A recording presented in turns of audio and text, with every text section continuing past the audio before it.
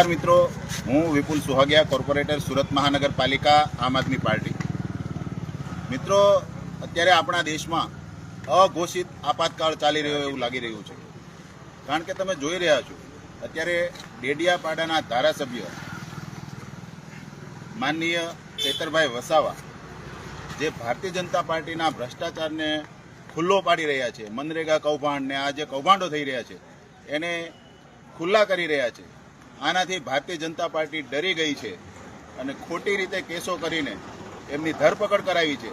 ત્યારે આજે અહીંયા રાજપીપળા ખાતે એમને કોર્ટમાં હાજર કરવામાં આવ્યા છે અને આ કોર્ટમાં હાજર કર્યા ત્યારે અમે સુરતથી અમારી એડવોકેટની જે લીગલ ટીમ છે એમને લઈને અહીંયા પહોંચ્યા હતા.